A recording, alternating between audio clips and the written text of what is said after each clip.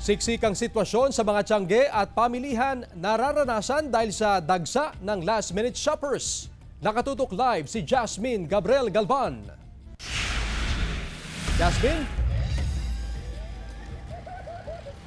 Chris, ilang oras na lamang at selebrasyon na ng Pasko at kasabay nga niyan, Chris, bagamat ilang oras pa bago ang selebrasyon ng Pasko, ay napakarami pa rin sa ating mga kababayan ang naghahabol na makapamili ng Christmas gifts para sa kanilang mga mahal sa buhay. Kaya naman, dito sa ating kinaroroonan sa may downtown area, partikular sa may Baratillo, Tianggehan sa A.B. Fernandez Avenue, ay napakarami pa rin yung mga bumibili ng panregalo sa kanilang mga mahal sa buhay. Siguro ito yung mga hindi pa na kumpleto yung mga Christmas gifts, kaya naman kahit na mag-aalas 5:30 na ay napakarami pa rin nabili sa may downtown area. Actually, Chris, doon sa may mismong Baratillo, ilang metro yung layo mula dito sa ating kinatatayuan, ay siksikan yung mga tao doon, kaya naman hindi tayo makapwesto doon. At ito nga sa may kinaroroon na natin, ito yung sa may mismong A.B. Fernandez Avenue.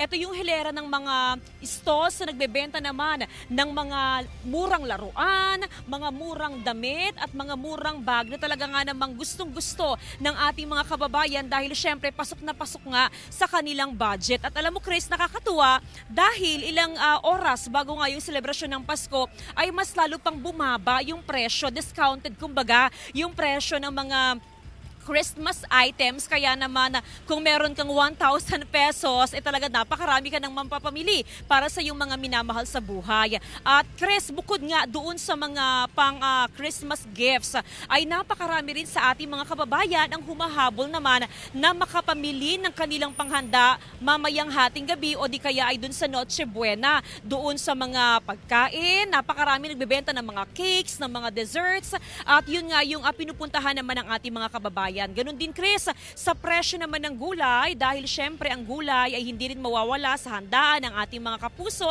medyo tumaas nga lamang ang presyo. Sa ngayon, Chris, ang presyo ng talong ay nasa 140 pesos per kilo, habang ang presyo naman ng sitaw ay nasa 120 pesos per kilo. Kasabay ng dagsa ng ating mga kababayan ay tuloy-tuloy naman yung deployment ng ating kapulisan mula sa Dagupan City PNP para matiyak yung safety ng ating mga kababayan. At syempre, yung panawagan sa publiko na mag-ingat sa posibleng modus ng mga kawatan. Chris, ilang oras na lamang Christmas na. Ako nang unang babati sa iyo ng Advance Merry Christmas. Chris?